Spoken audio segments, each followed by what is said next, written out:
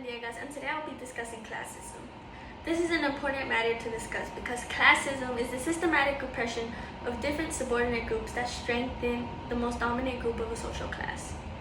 Today I will be informing you about the effects of classism, societal levels, its economic inequalities, and mental health. The societal levels of classism are broken down into three different groups: micro, meso, and macro.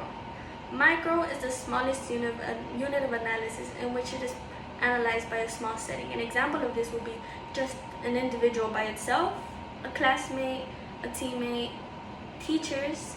That is what the analyzation of micro is. The next societal level is meso. This is often seen between micro and macro together, but it is actually the approach used to analyze patterns of different groups among people or organizations.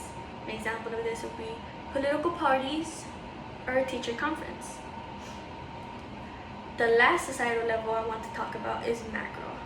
Macro is the biggest unit of analyzation there is, and it is often seen into big groups of organizations, social processes, or legal states. An example of this would be really well-known organizations or factories such as Walmart, Chick-fil-A, Starbucks, or Nike. The next thing I want to talk about is the economic inequalities of classism. These inequalities consist of education, employment, and money. Those who have more access to money will have access to better resources and materials in school. This will allow you to have a better education because you had better teachers, better technology, and access to a good library and good librarians who actually help you. Because you had such a good education with those resources, you'll be easily able to find a stable job that pays with good income. And with this job, more money will be provided. And some of the people who have money to begin with get ahead than those smart people who did not have access to money. Those who did not have access to good education, a good job, will struggle with financial stuff.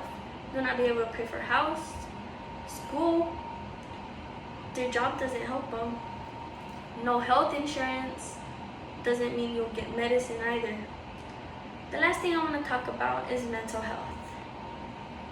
Mental health is a very serious issue nowadays.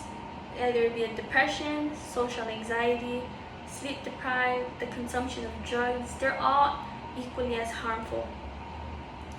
But just because one of them is from a social class that is high does not mean they don't get to experience these such things.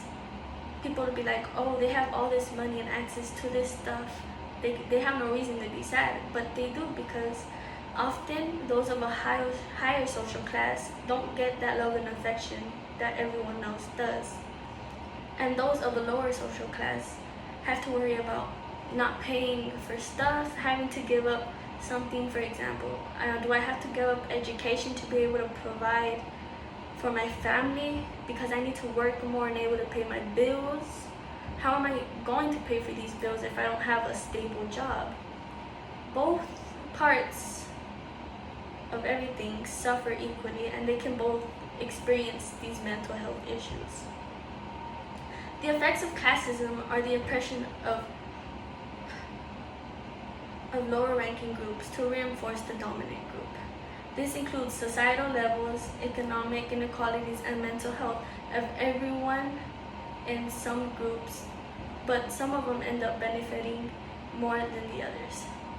We have an opportunity to step up and change this unequal social stance that has been going on over centuries and decades. It does not matter when we start, because at the same time, it will take months, even years, before we actually begin to see change. Let's make this count.